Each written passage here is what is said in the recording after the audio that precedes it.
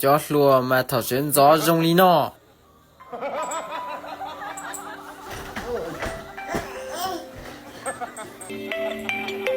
Nghe một chiếc tay dưới quý lên đó.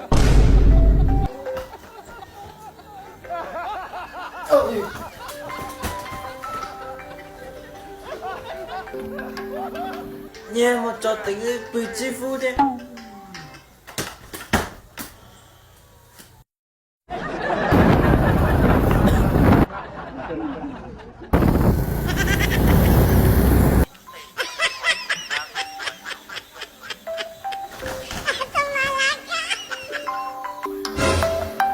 Oh my god!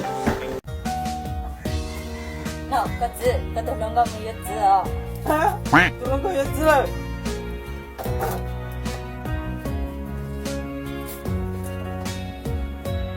因为吧，因吧。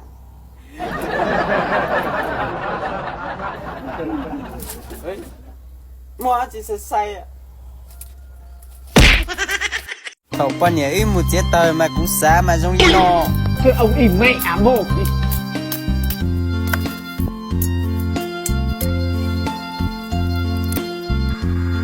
Ta chỉ có tiền tiền mà yêu giống như nó.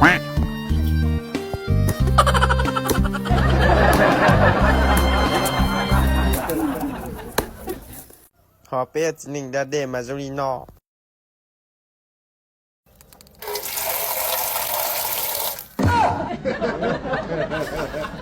Thảo lấy khai lấy tụ phong dư mà rong lý nọ.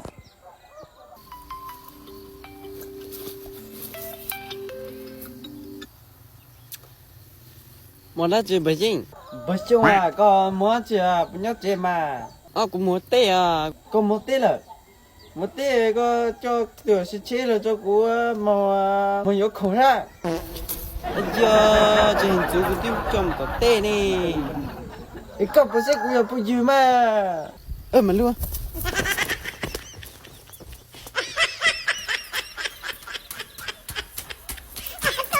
Đây. Ui. To cho các món tê coi. Ôi rồi. Họ nói là cũng khai cũng tụ phụ dư. Bởi chung à, bác cũng khởi tử sĩ chế đây. Yêu khơi không á. Nhớ gì cái bác khởi lục của mà có bác xe của phong dư nè. Cút. Chỉ cần. Bởi chính à, của tụi nó có bư thôi, có mới có chơi tiểu bư xí lọ tao nhẹ nè. Bóc cái mà chắc chỉ là có gì gì. Biểu lê đi, biểu lê gì. Đừng muốn nhìn tao lên tao cho có gì hả.